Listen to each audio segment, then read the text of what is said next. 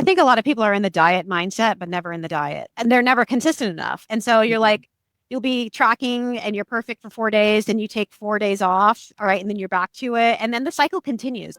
Welcome to the Mindset Mirror Connection podcast, the podcast where we debunk the eat less, move more, shrink more mentality and focus on what really matters, which includes your relationship with your body, food, self-worth, and the behaviors that align with all of those. I'm your host, Christina Hathaway, licensed therapist with specialized training in food and body obsession, certified personal trainer and nutrition coach.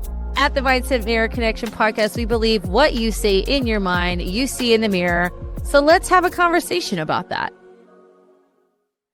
Before we get into today's episode, I want to make sure you subscribe to this YouTube channel. Also, if you don't want to miss any content that's being dropped, make sure you hit that notification bell as well. I also want to know who are the people you want to hear from on this show and what topics would you like me to continue to cover.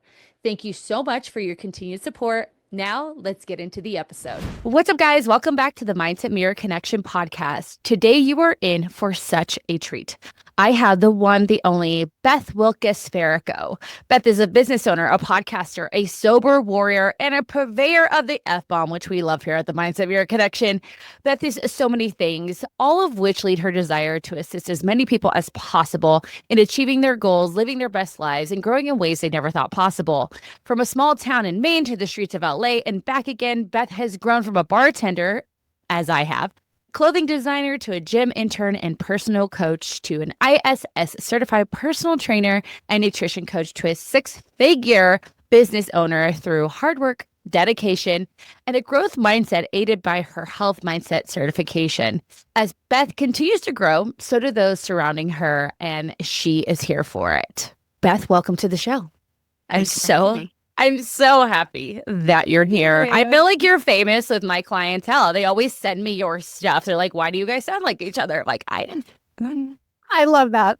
Yeah. Well, the other thing, you and I bartended for 10 years. How long did you bartend for? Oh, probably 20. Yeah. So I feel like that's where we get the now we're not messing around, because you had to dominate that space with people who were intoxicated. Oh, yeah. You had to control a drunk like toddlers. Do you know what I'm saying? Exactly. And so you had to have a voice, especially if it's last call, you're cutting people off, you have to throw people out. People understand it takes a lot to be a bartender, especially in LA or I don't know, where I'm in Scottsdale, Phoenix. Okay, I live in Phoenix now. Yeah. I actually started bartending at Flaky Jake's in Tempe, Arizona when I was 17. Wait, no, I was maybe 18 or 19 years old. Yeah. I was underage bartending and I had to learn 81 shots. Yep. Yeah. So it's so much. So I went and became a therapist, and it's funny because you are a therapist as a bartender, so it's just a natural progression for me to go into that space. But, for me having you on, this is such a surreal experience because I love everything you do. And like I said, a lot of our clients connect to the no BS approach to things. And I think, it's funny because I also read comments sometimes, and it's just silly how sensitive people can be to the things that they need to hear. You know what I'm saying? Mm-hmm. And for me, bringing in the mental health side of things, I tell people all the time, this is not only what you need to hear, this is the work you've never done. And so I just appreciate that boldness and bluntness, because once someone can finally hear the hard thing, I feel like, we kind of rip the Band-Aid off, and now we can actually do the work. So I love that. Yeah. So you're in Maine now, correct? Yeah, Maine. Mid-coast Maine. I love it. How is I feel like you guys have seasons there. Yeah, it is right now. Gonna rain. It's 45. It's chilly, but it's been in the 60s. It's been a warm fall. It's gonna get cold, and all the leaves are gonna die soon. So that's when I leave and go to Florida for 6 weeks. That's amazing. What part of Florida? Cocoa Beach is usually where we head. Yeah. I just came from Miramar Beach. I had never been to. It was so beautiful. So anyhow, I want to start with the no BS approach because, for those of you who have not followed Beth, we're going to put all of your socials everywhere people can find you. You must give her a follow. Oh, thank you. Absolutely. I want to promote everything you do. What does that mean to you? how do you actually feel like it shows up in the work you do with clients? Because obviously, we're talking about it, but I also feel like there's this blend, right? Of like, let me tell you what you need to hear, but also I'm not gonna demean you and put you down. Yeah, we have to be empathetic, right? Exactly. It's always with kindness. But I think the no bullshit is like, I want to be the person that I needed when I was when I was doing my own bullshit. Okay. Like I was the person that was like, it's my hormones, while I'm downing a bottle of fucking wine a night. I've done it. I've done fast. I've done, every diet you can imagine. I've been there. It's like, I got tests from the doctors. I took a million supplements. I was like that supplement person. I think I have PTSD from supplements, and that's why I hate them so much, because I spent thousands of dollars of my poor husband's money, not even mine, right? For supplements. And I didn't need them. Right. And, there was no one out there being like, yeah, you shouldn't be, everyone's wanting to sell you shit, right? Right. The wellness industry is worse than the pharmaceutical industry. And I wish people would fucking understand that, the wellness industry is way shicey. And you guys are, buying shit left and right for useless supplements. And so I think the no BS is really just like, cut to the chase, stop bullshitting me. Like, let's just fucking be real with each other, like let's help you and try not to steer you away into nonsense. Absolutely. Well, it's funny. Well, there's a few things you said there that I think are really important to know is like people will be so quick to buy a supplement, right? You said it's worse than the pharma company. At least in pharmaceuticals, there is some sort of testing and regulation for what's going on for most things. Supplement company has none of that, right? And we're always looking for the quick fix and these false promises. And we know that doesn't work, because if it worked, it wouldn't be a multi-billion-dollar industry and people wouldn't constantly be yo-yo dieting. Exactly. And on top of that, like the no bullshit approach is not only, like we said, what people need to hear, but it, unfortunately for them, is going to be, this is going to take time. This is going to take time and consistency. These are the laws of thermodynamics. This is how it works. And until you stop getting in the way of yourself with the wine, with the bites, licks, and tastes, with all that shit, you're just going to be spinning your wheels. And we need to undo a lot of that first, undo the bullshit to get to the real shit. Yeah, that's the hard thing, right? It's the behavior change, which is science. And it's hard to sell behavior change like that. That is why, like, coaches will go to supplements, because they don't know how to change someone's behavior or help them. Exactly. It's not about telling someone what to do. It's about showing them where to look. Okay. Like motivational interviewing, like I said, a lot of coaches do not understand that and how that works. And so they're like, oh, I can't, no one's listening. It's like, oh, let me just go into these supplements because no one's buying my coaching anymore. It's like, no, because you don't know how to fucking help people really. Help them. Exactly.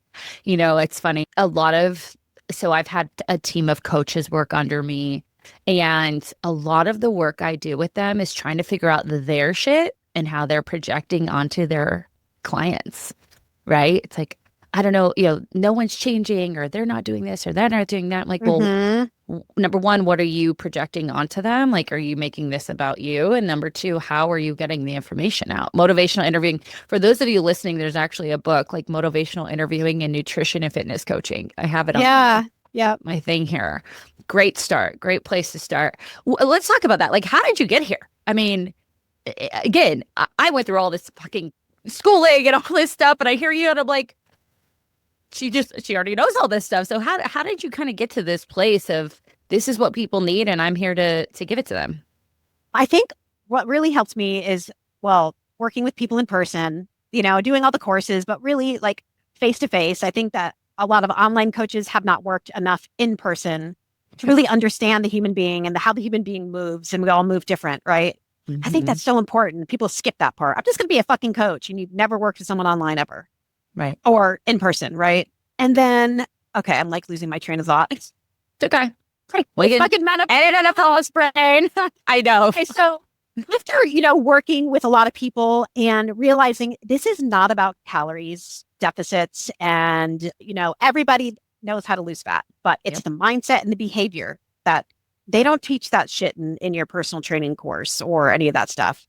And so I started looking into, I'm like, there's got to be something out there besides getting my, psychology degree in figuring out how to relate to people and coach them better.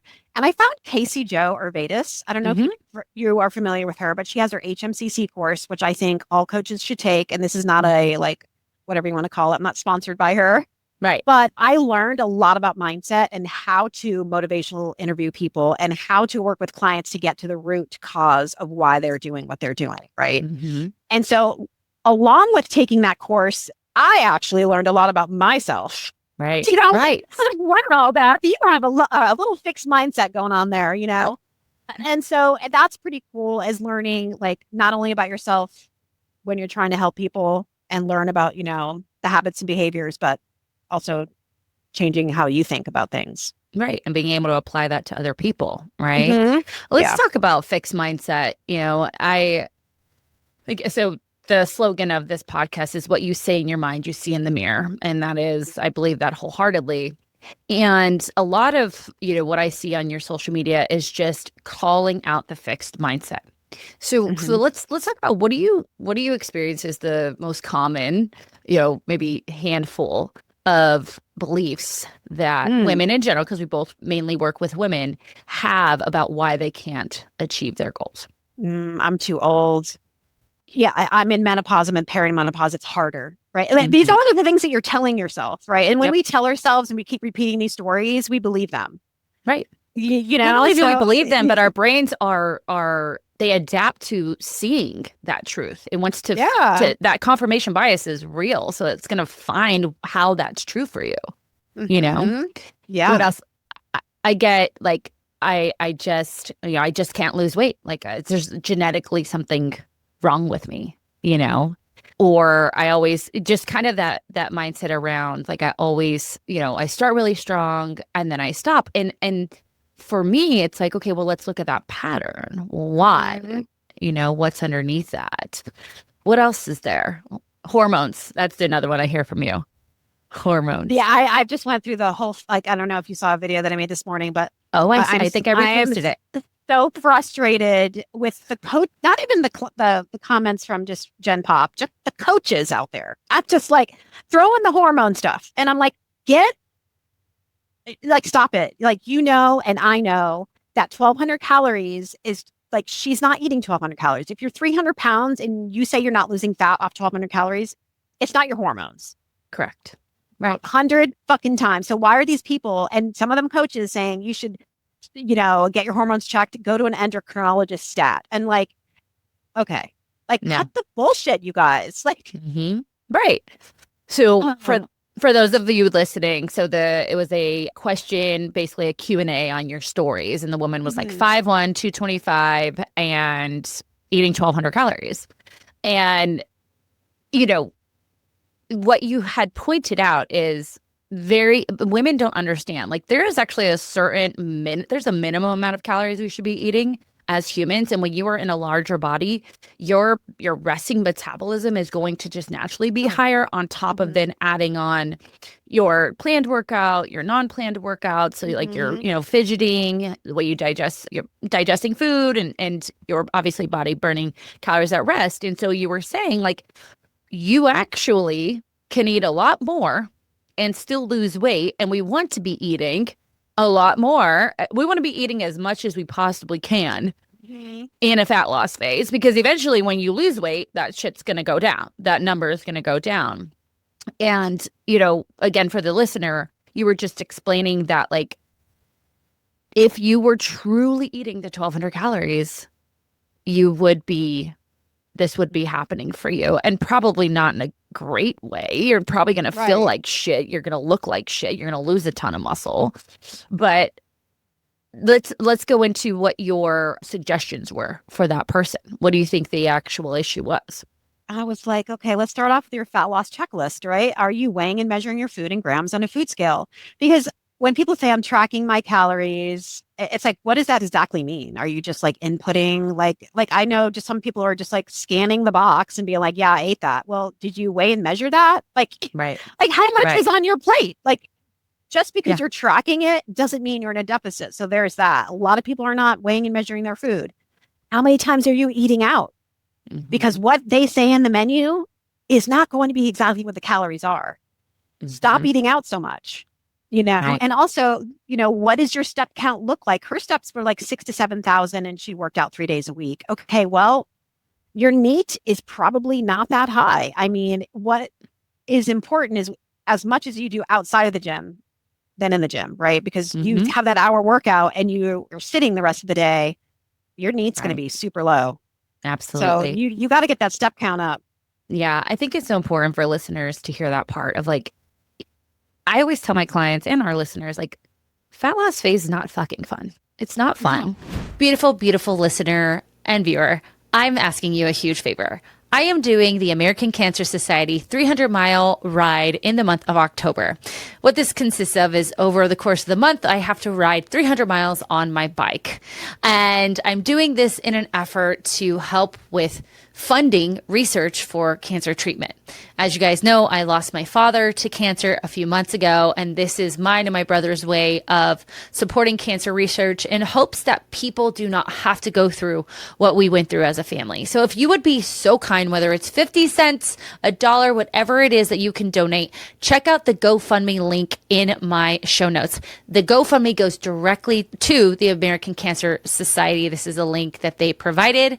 My tush thanks you in advance. Now, let's get on with the show. It's a lot of compromise. You have to be a bit obsessed and rigid. And that's why we don't stay there for a long time. You just did a cut, right? How long was your cut? 16 weeks. 16 weeks. In and out, right? Yep. Because it takes a lot of time and attention to detail. Using that scale, making sure you're putting in those bites, those licks, those tastes, making sure that, if you are eating out, there takes a lot of planning. I've gone into a cut when I was traveling the country. My husband and I traveled the country for 16 months, and I went in a cut during that time. And I felt like the FBI, like trying to figure out what the picture looked like of like the actual meal from like Yelp, and then trying to use like AI to figure out the calories. But even then, I knew it was still off. So you have to overestimate.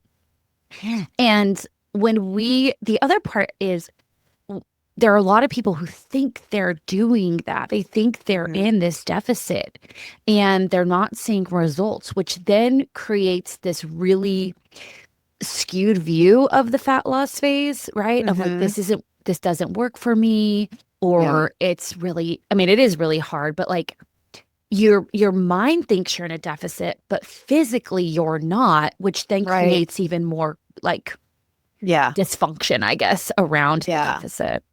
I think a lot of people are in the diet mindset, but never in the diet because they are never easiest way to say it. And they're never consistent enough. And so you're like, you'll be tracking and you're perfect for 4 days, then you take 4 days off. All right. And then you're back to it. And then the cycle continues. So it feels like it's taking years because you are not consistent enough to get it done in a specific amount of time. Right. And a lot of people don't give themselves a timeline. Like, I think it should be periodized like your training. Like, okay, I'm going to be in a calorie deficit for 12 weeks. I'm going to start this date. I'm going to end this date. And then I'm going to go into maintenance. That way you're like, I'm going to get in and I'm going to get the fuck out. That's what you need to do. Don't just be like, I'm going to start a calorie deficit tomorrow. And I don't know how long I'm going to do it. I'm just going to fuck around. And then you're not like doing it. Right. Exactly. And either do it or don't. Right. And they're in it for years. What they think is years. So like, this doesn't work for me. Like, because it's not you're not doing the actual thing, Yeah. Yeah. With your coaching. So for me, like I always give my clients kind of a timeline. We obviously incorporate reverse diet maintenance, try to stay in building as long as we can. But for those clients who have a lot of weight to lose, we'll incorporate diet breaks. How do you approach? Let's talk about the client who is like that woman who's thinking they've always been in a deficit and they've, they just can't lose weight. How would you approach that person? I think it's super individual, but really just, getting down to her, what do her logs look like? Let's start getting photos of the foods that you're eating. That's what I would do first. Be like, okay, let's just start sending me the pictures. Yep. Right. Because then when you could see the pictures, you can easily tell if you know, like, okay, that this is way more than what is tracked.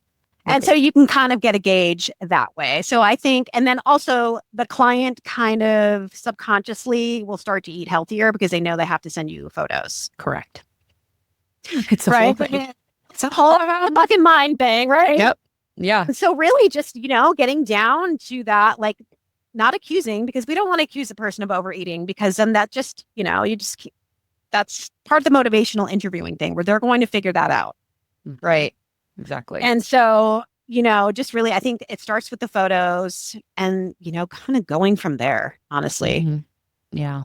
I think it's important, I've worked I contracted through one company. I've been doing this for 15 years.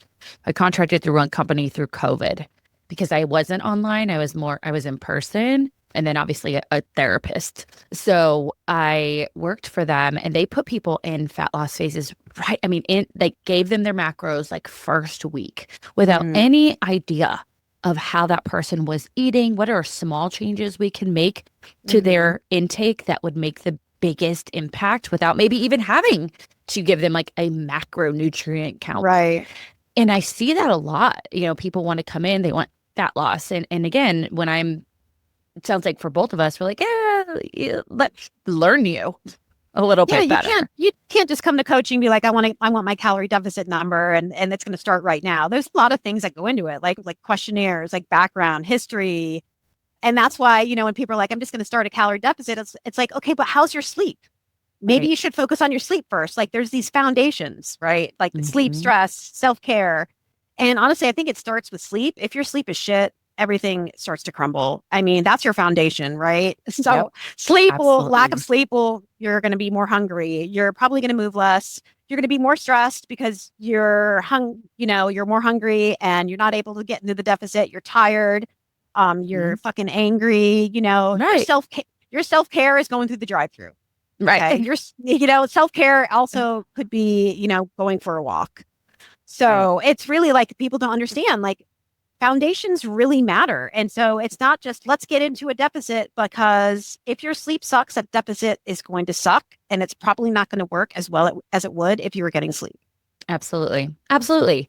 And again, we talk about like the coaches that are in your comments about the hormones. Those are the people who are also just putting people into a calorie deficit or doing these challenges that, are for 4 weeks and incredibly low calorie. And we're not looking at any of those other factors.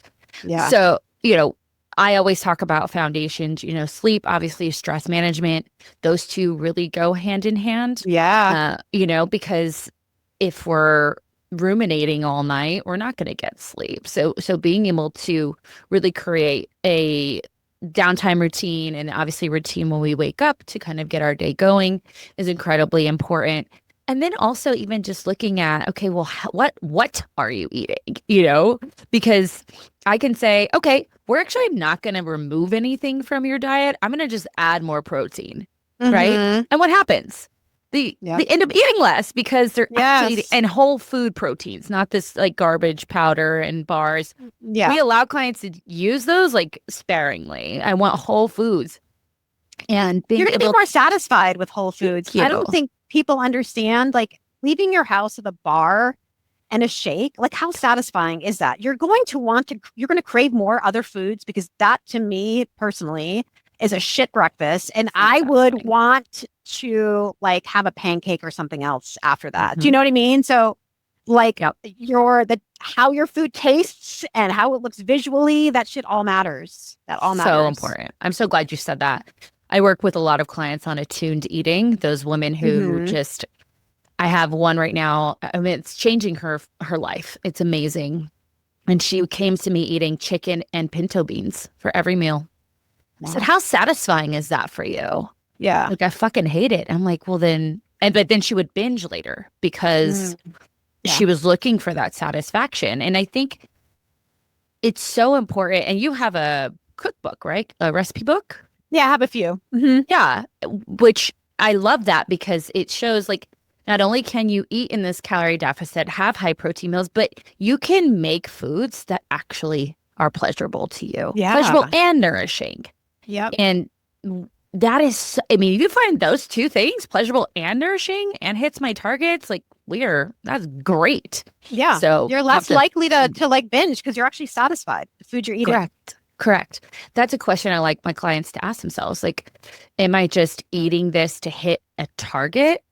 Mm-hmm. Is this food pleasurable to me? Because if I'm eating this to hit a target, it's going to feel so daunting and like a fucking job, right? Yes. Thank you. Absolutely. Like, your nutrition should not feel like a fucking job. Yes, you should be able to get your protein, but you know what? It should be enjoyable to get that protein. You shouldn't be like, oh my God, I gotta fucking like scarf down like 10 hours. It's like chicken and broccoli.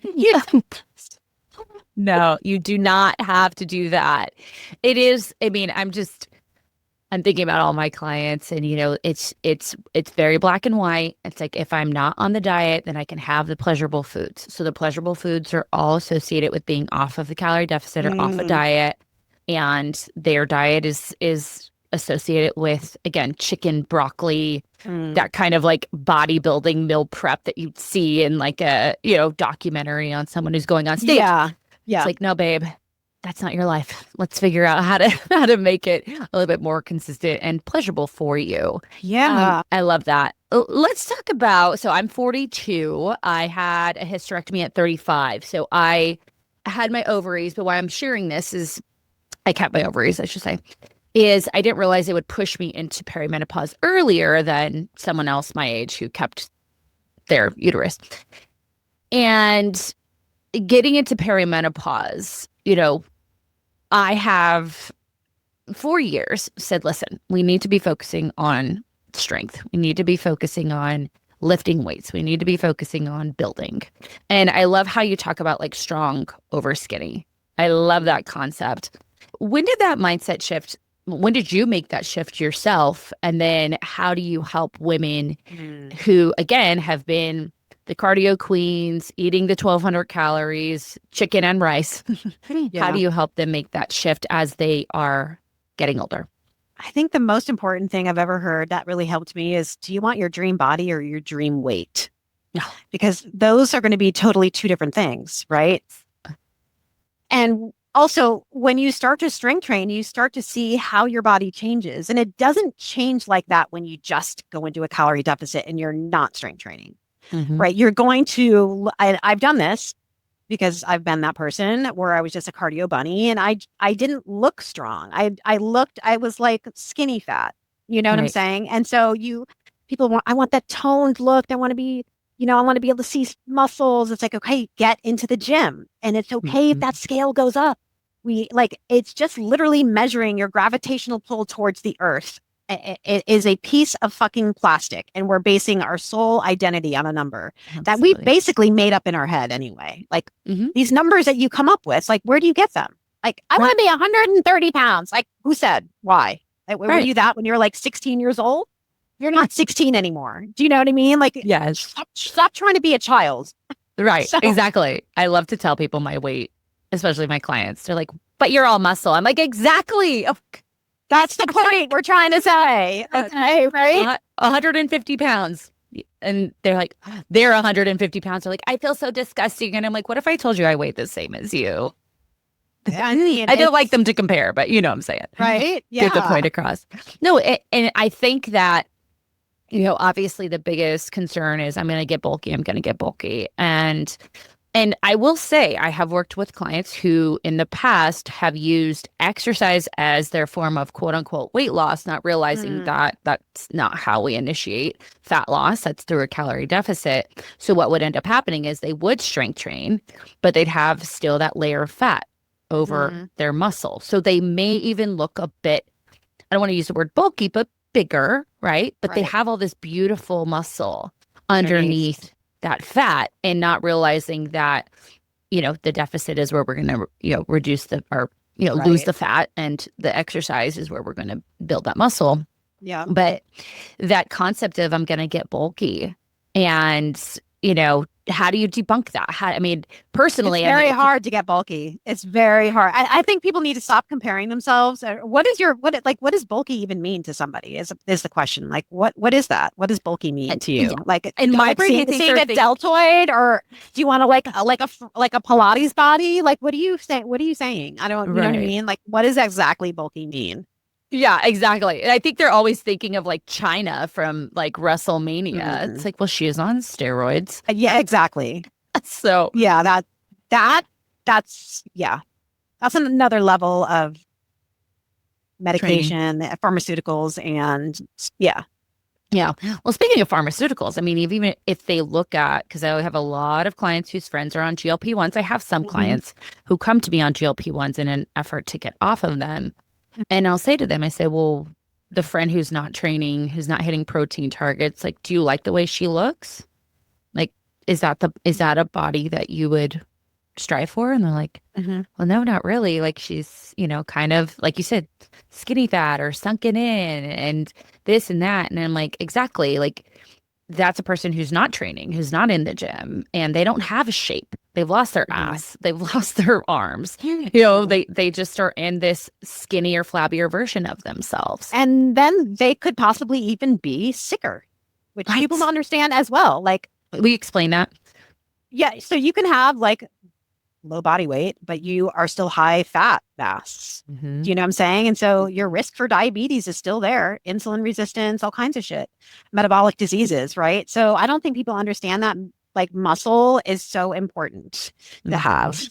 Yeah. It's like, what is Dr. Gabrielle Lyons? So it's like the longevity organ. It's your longevity tool. Yes. And so that is very important for you, especially as you age, Yeah, absolutely.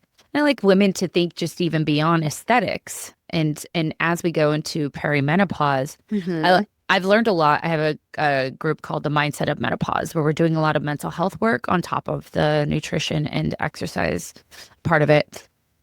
And I've learned a lot from them. Like, perimenopause for women, they don't realize is a wake-up call for not only the physical or distorted aspects of what they've done with their health and wellness, but the mental, the lack of boundaries, the lack of, just always putting themselves last, this, that, the other thing. It's a wake-up call, and your body is absolutely screaming for you to do something different. And the easiest thing to begin to do to help you mentally, to help you physically, is to lift some fucking weights. And when they do it, and it's funny because I'll pull them back on activity. They're working out 7 days a week. I'm like, what if we just go to like 4 days? Right. Eventually 3 full body days for some of them. They're like, I have never seen results like this before. And I'm like, gotta trust us. Trust the process. Yeah. I love it. I was going to ask you something about perimenopause. Oh, drinking. That's another big thing. So you have, you talk openly about sobriety. I love that. I don't know a lot about your sober story. Was this more recent in regards to like going through perimenopause? What did that look like for you, and how does that, So I've been sober for a decade. Amazing, congrats. 10 years. Thank you. 10 years sober in August, but I was pretty big alcoholic. I like to throw it down, bottles of wine, and this was a progressive disease throughout the years. I mean, that's a whole story, but I had to quit because either if I didn't, I would end up killing somebody, myself or my kids. Yeah. Because the last straw was like I drove drunk and didn't get caught or anything, but the kids were in the car. It's like, okay. Went to AA every day for a year. And that's how I got back into my fitness, is where I started working at a gym. I started interning, working at the desk, and then, shadowing trainers there. And then that kind of went from there. But I was 42 at the time. And I then started noticing like crazy shit happening to me, like accelerated like heart rates. And, I have the massive beer belly, but, I had to do something. And I'm glad that I started in my 40s because I was proactive rather than reactive. And so now at almost 53, I feel like I've, kind of sailed through this time period, with the exception of like, when I started getting hot flashes, and then I was like, okay, I need to handle this. Like, if you are having menopausal symptoms, you need to see your doctor or a doctor that will listen to you. And you get your shit handled, right? So that's what I did. And so I felt better. And so, taking care of my body, making sure that I eat right, I'm in the gym, I walk, I feel relatively great. Yeah. Besides some meno rage here and there. I'm sure it could be a lot fucking worse, right? And absolutely. But I'm thriving. I should, and it feels weird. Like, why do I feel bad saying that? Because I think anybody can thrive during menopause if they take care of themselves. Mm-hmm. Absolutely.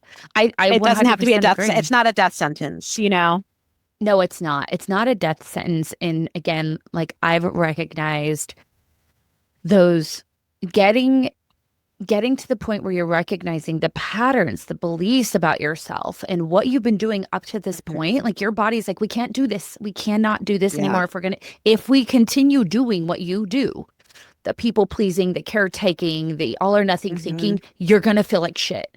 You're going to feel like shit. And the funny thing is when we start setting boundaries with people, we set time for ourselves. We have time to take care of ourselves. Mentally, we're like, oh, I can say no and the world's not going to end. Oh, I can go to the gym or, oh, I can make, meal prep, whatever it is. And everything's fine. And, oh, I feel better. It's like, it does not have to be a death sentence. I'm so glad that you said that. And on top of that, alcohol as we age affects our body so differently. For me, I just lost my dad 2 months ago to cancer. Thank you. It was the process. It was about a year and a half since he got diagnosed. And I talked about I called it my soberish story because I found myself being really pulled towards that alcohol during that time. It was controlling me. And I was like, I don't want to be controlled by anything. Right. And I want to be in charge of myself. And it was such a freeing experience to go through that. And for me, it didn't necessarily change my composition, but like what you're talking about, I slept better. I didn't have that rapid heart rate. I hated that. Or you're wake up the next day and just feel terrible. Horrific. And then, after like a weekend out, and it would just be one day, and we'd go out, maybe watch some games, whatever. I would need like 3 or 4 days. I'd be like, why am I so tired all the time? Why am I so fatigued? But it would always equate or correlate with going out on that weekend. And so it was really something that I'm proud to have gone through. I mean, I still have drinks. I just am just so much more mindful of it. And they're being able to do that. And I'm curious for you because, being bartenders, it was always like, we're the fun ones. Like we're the life of the party. And this thought of like, if I'm not drinking, I'm not going to be that. And I realized no one fucking cares. Right. And if they do care, then why are they in your life? But how is that even mentally for you, that shift of? What's crazy is, my alcoholism started because my dad passed away when I was 4 days before I graduated high school. He died suddenly from a blood clot to the lung. Oh my God. And so that kind of escalated it was just grief. I also, before my dad passed away, I lost 2 friends in high school. One, within 6 months of each other. One of my best friends killed himself at a party that I was at in the backyard. And my friend Max got in a car accident and broke all the bones in his body and died. So, wow. Yeah, grief is, I was young, right? And I just kind of went off on my own, things I'm sure would be different now, but I think a lot of people use just alcohol to cope with so many different things. And like you said, like it's so much better to cope with life without alcohol. Yeah. If someone's like, everything sucks and everything is hard, it's because you're drinking. And you might not think that. You might be like, oh, it's relaxing me. It's not. You're not sleeping well. It's an actual poison. And it's like, I don't say this just because I don't drink anymore, but it's just the truth. And I've seen what it does to women my age, and especially when they have goals, is that they're their goals are going out the window because they're just drinking. They're so stressed, you know, they don't know how to put the bottle down. They don't know how to have fun without themselves. They think they're going to have FOMO, or they have to consistently eat out and drink all the time. It's like, you know, why are you doing this to yourself? You feel like fucking shit and you're never reaching your goals and you're consistently upset. Right. Your actions have to match your goals. Yes, I heard you say that earlier today on your post. I love that. You know, they do. Yes, they have to match your goals. And you know, it's funny. I was thinking about this. Like, where did we get in this concept of, you know, weight loss is easy? And I think it was the if it fits your macros craze. Oh yeah, probably. Right. Where we all kind of just did whatever we wanted to do. We were also much younger, at least I was, and I could go out and, you know, eat my whatever food, my processed food, and actually weight loss. But I was also like 10 years younger. Yeah, right? Yeah. Oh, but it's true. We don't realize how much it affects you, your nervous system, your behaviors when you're drinking, how much it adds up, because you'll see women, and you talked about this earlier, where they're really consistent during the week and then they're stressed out because they don't have the stress management skills. They're letting all the air go into the balloon. None of the air come out until that Friday comes and they're going to the happy hour or whatever it is. They have a couple drinks, they get the nachos, they have the mozzarella sticks, and in their mind, they're like, well, fuck it. I've already had this, so I'm just you know, I failed and I'll just start over again on Monday. And we wash, rinse, and repeat. How do you intervene with someone like that? What are the steps you take to, like, number one, say, hey, this pattern's an issue? And then how do you help kind of take them out of that? I would probably ask them, you know, how would they feel about doing a little no drinking challenge? Oh, love. Yeah, especially if there were like, I'm struggling to see results, and we know, like, okay, well, it seems, you know, that your alcohol is, you know, kind of over consuming. What do you think about, like, just to see how you would feel, right? Like, start with 2 weeks, because sometimes if you go 30 days, people are like, there's no way. Right. But once you know, they start to see, they do that. Okay, I can do it for 2 weeks. A lot of people will do that. They'll start to see, and they might even see the scale start to move. And then that'll give them that realization, like, okay, you know, especially if they don't really necessarily have an alcohol problem. It's a different story if you are an alcoholic, which, correct, you know, there's different things we could talk about at that point. But it really comes to your awareness on what you're doing and how it's affecting your life and your goals. Absolutely. If anything is causing you to not follow through, or that is causing these habits that you're building to not be durable. That's the word I like to use. They should be durable against the storm, your habits. And if something is interfering with that, that's the thing we need to get rid of. Yeah. And again, that could be a behavior, that could be a mindset, that could be a lack of something as well. And that all or nothing mindset to me is imperfect fail. I say I'm the perfectionism princess because I feel like everyone I work with is like, we're working on perfectionism, but that all or nothing mindset is so prominent. It's really the thing that gets to, at least for my clientele, that gets in their way. Yeah. And, you know, it's once you can recognize it and start living in that gray and start, you know, making changes that are, I even think flexibility is important too, but it's like, okay, well, if we want to have the drink, then maybe we're not also like, we're tracking our entire day. Maybe at that dinner, we're just going to eat, like, you know, a protein and some color. And then you have that one drink. And then we also create a plan around you not having the second, the third, the fourth. Right? Yeah. It's like, have that one drink and make that promise to yourself and keep it. Yes. Yes. That's how you build confidence in yourself. Yeah. Like, true, you know, and when you do that, you're going to be like, okay, I fucking did that one time. That's a huge win. You're going to be more apt to do it again. Yep. Right. Absolutely. Like creating those wins and adding those wins up. Those little ones, they add up and they make a big difference. Yeah, absolutely.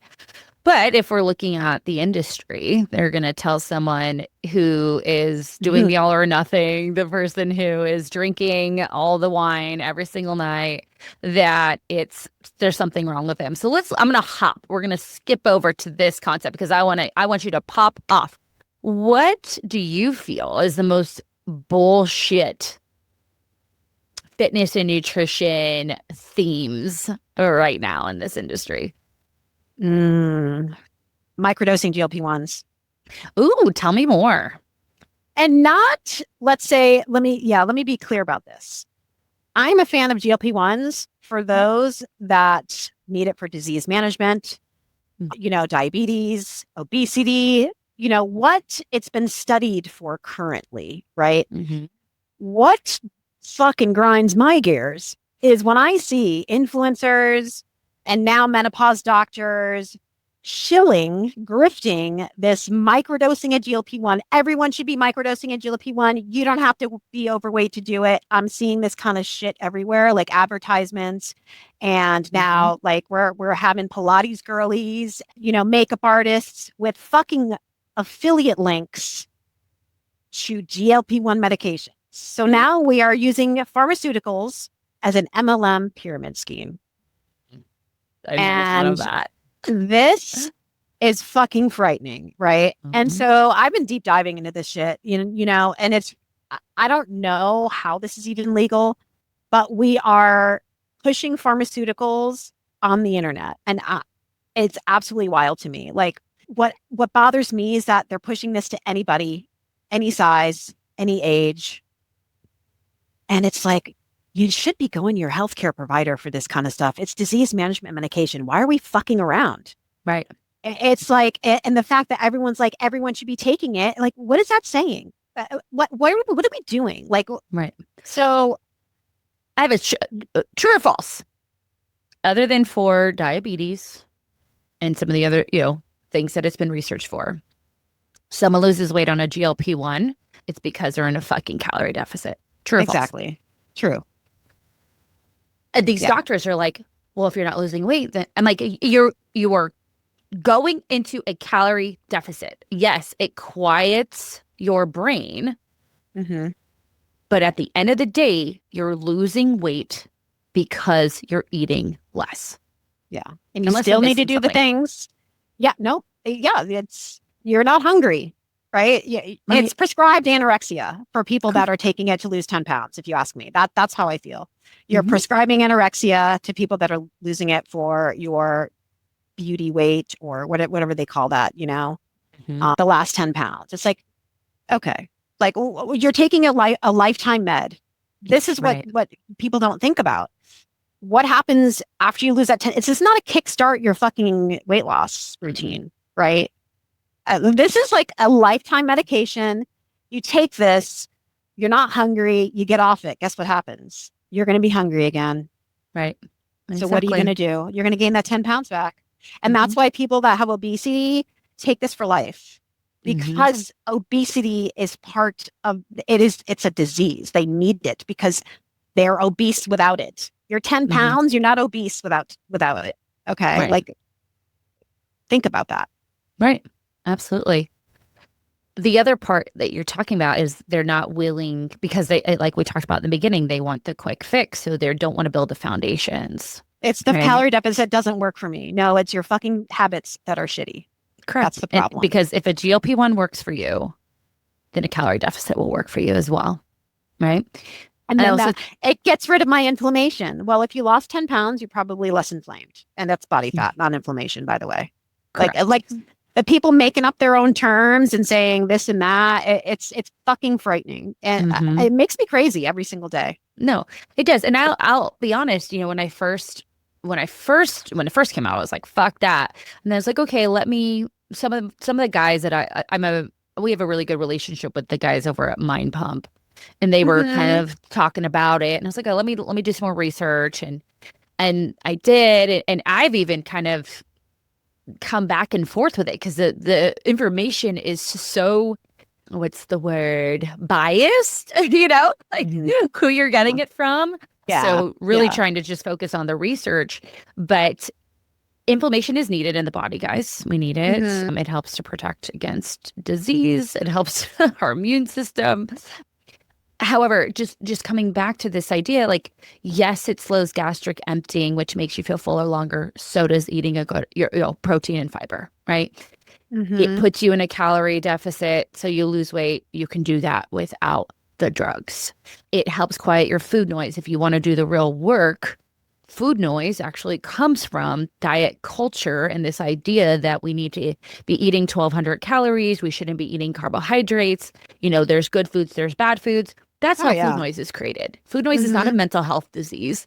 No. It's not something that you're dieting, you have food noise. Correct. And there's been study after study that shows when you are in a calorie deficit, your brain is like, what the fuck? Feed me. And it is obsessing and looking for food. We've known that since World War II when we were doing studies on this shit.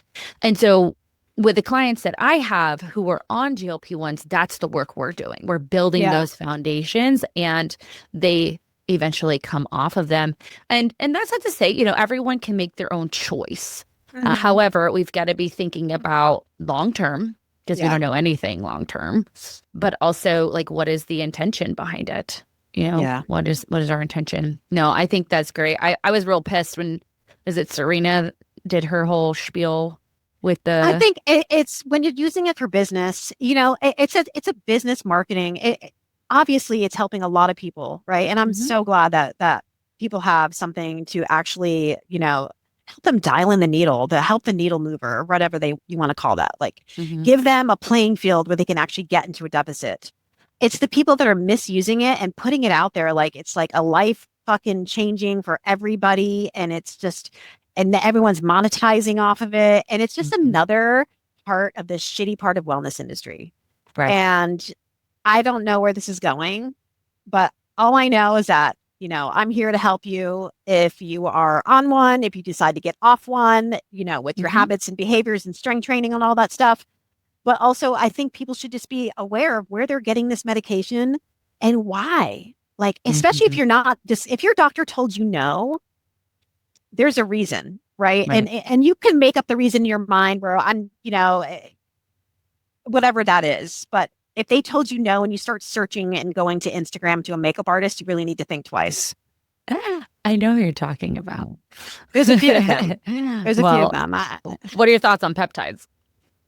I don't know much about them, but I do know there's a it's another thing. I listen to Dr. Alan Bacon about the peptide thing. He has a whole series about the peptides, and it's just bullshit. It's more bullshit.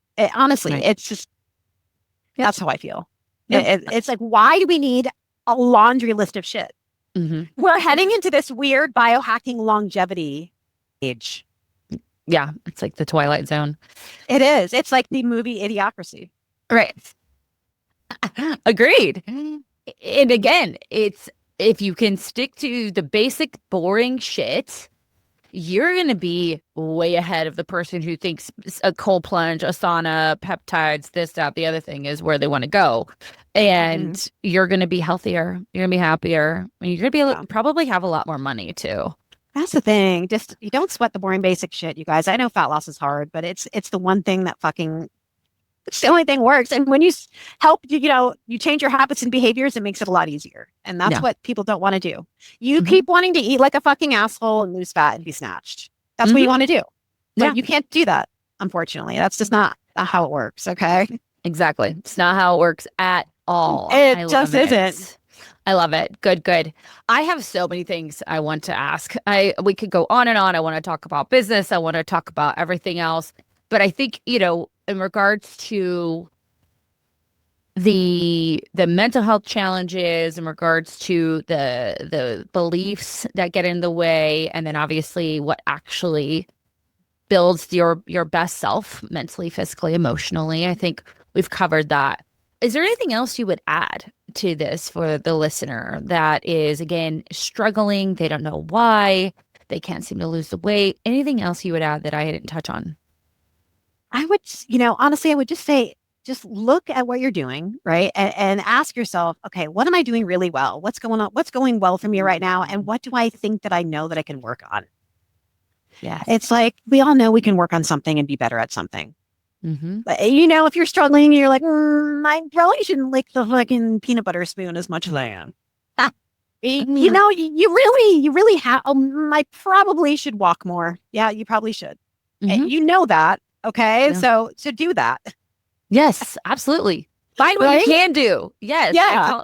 I call them norms or minimums. Like, Yeah. what do you know you can do on your worst week? Your kid's homesick, the dog's throwing up something green, your partner's out on work, and you have a deadline. What the fuck can you do? Yeah. From your nutrition, for your exercise, for your movement, because we consider those two different things here, and for your mental health. Like, what can you do? Yeah. And do it. And just keep doing it. But also, you made a good point. Like, focus on your wins too, even the small. Yeah. Stop focusing on all the things that you think you're doing wrong and start focusing on the things that you're doing right. And then what can you do better? Like, stop like berating yourself. We can all be better. Absolutely. Yeah. And again, it doesn't have to be, I like the word better. Get out of this perfect film. Yeah. Just become better. Yep. Yeah. That 1% better every day. Yes. Atomic habits. No, I love it. I did want to tell you in 2026, so my program has a full psychological curriculum called the Mindset Method. And it's basically an adaptation of what I did working in eating disorder treatment centers, because I ran a few and I adapted it to your everyday woman. And it's our psychological curriculum that every client goes through. My goal in 2026 is actually to create that to be a program for coaches. I love that. That's amazing. So they can basically, the coaches will go through it themselves. Because again, I want to make sure that they're dealing with their shit first and then teaching them how to apply it to their clients. So I need to take Casey's program because I want to see how it's structured and everything. I need to just get her on the phone and see if she'd be interested in chatting. So I'm glad you had a good experience with her. I had a great experience. Yeah. A lot of the coaches on my team are HMCC certified as well. I met a lot of them there. That was like 5 years ago. Yeah. Yeah. No, I look at my vision boards across my desk is across from my little studio here, and it says like committed to changing the industry. And I feel like I love it. Let's do that. Right. Yeah. And that's why I have people like yourself on, because I want more of our listeners to hear that there are people like us who really do recognize that it is the mindset. It is not the fit. You know how to lose weight, babe. You've probably lost hundreds of pounds throughout the course of your life. You don't need another fucking recipe. Okay. You need to figure out how to handle your stress management skills. You need to figure those out. You know, and your self-worth. Like we put so much of this shit into our worth. If you test your worth by like how clean you eat, and then if you don't eat clean, now you're not worthy. And it's just like, come on. And so, I have that on my vision board because I'm like, I could do this with people. Obviously I do it. I've been doing it for years, but like if I can teach more coaches to think the way you and I think, then that actually would have a greater impact than me trying to be fucking superwoman over here doing it myself. You're on to something. Thank you. Well, I appreciate you so much. Again, like I said, I feel like I could talk to you forever. Please let our listeners know where they can find you. Yeah. You can find me at Beth Ferrico Fitness on Instagram, TikTok. BethFerracofitness.com is my website. And I have a podcast called Cut the Crap with Beth and Matt. And we have an episode that comes out every Friday. And that's on Spotify, Amazon, iTunes, anywhere you can listen to a podcast. Amazing. Give her all the follows. I will link everything below as well. Thank you so much. For those of you listening, you have that girly group chat that everyone's complaining that diet that they're on isn't fucking working for them. You want to share this episode with them, as well as all of Beth's links. If you haven't already, make sure you also give us a follow or subscribe to our YouTube channel. If you are interested in any sort of coaching with Beth or myself, you could check the show notes below to figure out how to connect with us. And other than that, I'm going to leave you guys the same way we do every single week and remind you of this very important thing that if Beth hasn't told you this, we're going to tell you again. What you say in your mind, you see in the mirror. Goodbye. Bye, guys.